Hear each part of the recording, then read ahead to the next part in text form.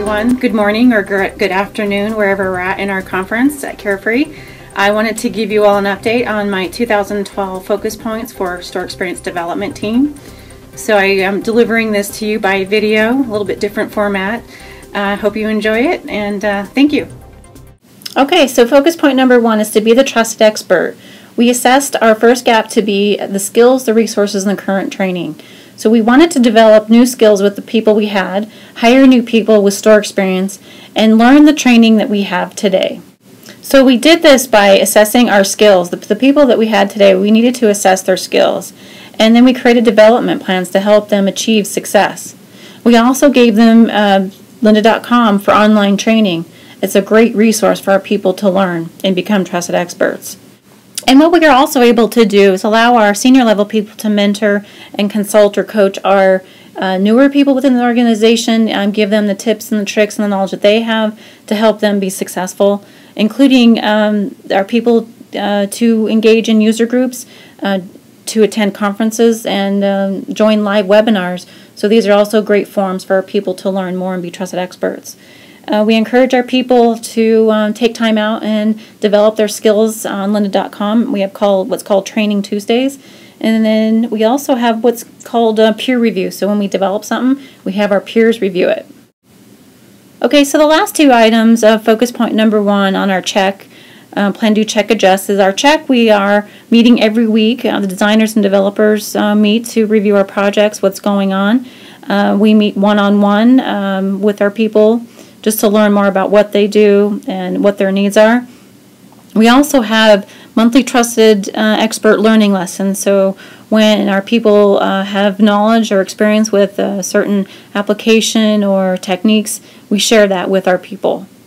We have feedback of our peer reviews, and then we also can get usage on lynda.com, what training they are utilizing, how often. If there's other training we would like them to take, we encourage them to take that. So that's focus point number 1, to be the trusted expert, so we can fill our gap of skills, resources, and current training. So, yo, can I get a whoa? Okay, so focus point number 2 is all about the right choices at the lowest cost and the right location. So with that, we determined our gap was assessing the need versus the want of developing any training and documentation requests that we get. So what that means, when we get a request, people will say, well, we want you to do this. And we're like, well, what is the actual need? Well, because we think they need it. Well, we actually have a process. We can actually help determine what the needs are, so we can actually develop what is needed at the end of the day and develop that ROI at the end of the project. So we want to make sure we're doing the right things at the right time. So when we get a request, we analyze the request. We collect current state data. Based on that information and a checklist we go through, we determine the gap, determine the best method to deliver the training or the documentation if we've determined there is a gap, and then we make a recommendation or a proposal. And in some cases, that proposal could be done in an A3 format, and there may be slight variations of that's being done within the organization or still being discussed and improved. So what we do, once we know what we're instructed to do or know what we're going to do, we develop with the right skills and the right tools. So our people know exactly what they need to do, and then they use the tools and the skills that we help them deliver in the first focus point when they are to be a trusted expert. So when we develop and deliver training, we want to make sure that at the end of that we analyze the results by reporting on the usage, training entries, and what their expectations were. And so we can actually determine if we met the objective of the training, and if we didn't, we go back and adjust that by updating the training or best practices or any processes or communications that need to be done. So having the information done up front, the actual analysis done up front, determining the gap, will actually help us realize the benefits at the end and deliver on our ROI. So for focus point number 2, it's all about making sure we have the right choices, the lowest cost, and the right location. So doing the right things at the right time is very important.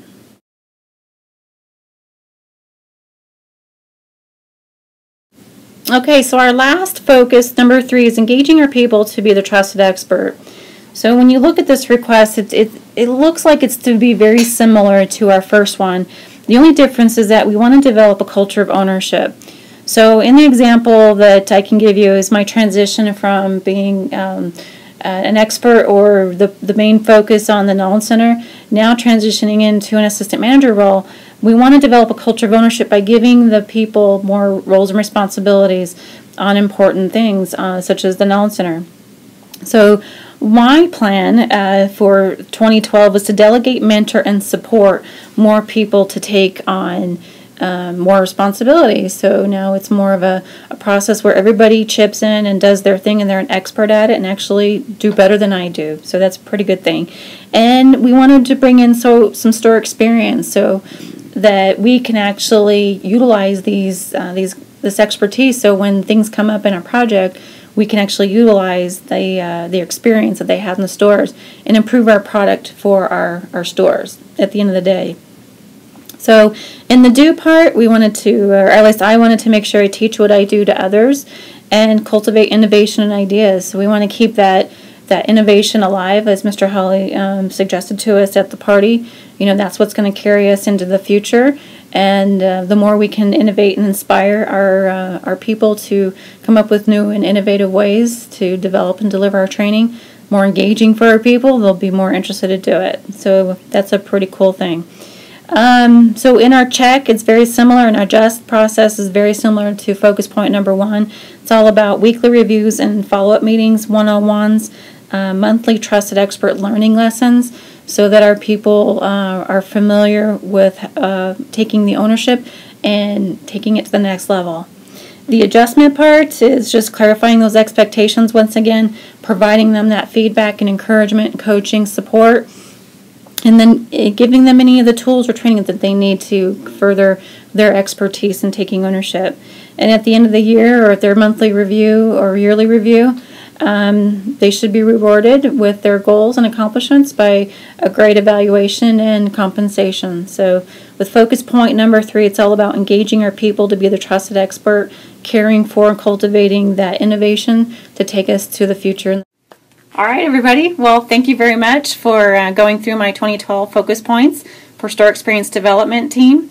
And I look forward to creating those 2013 focus and strategy in the coming months. Thank you very much. Bye-bye. Who don't love though, they get no dough. Can I get up to these fellas from all of my ladies who don't got love for players without guns? Can I get a what, from all of my dogs who don't love though, they get no dough. Can I get up to these fellas from all of my ladies who don't got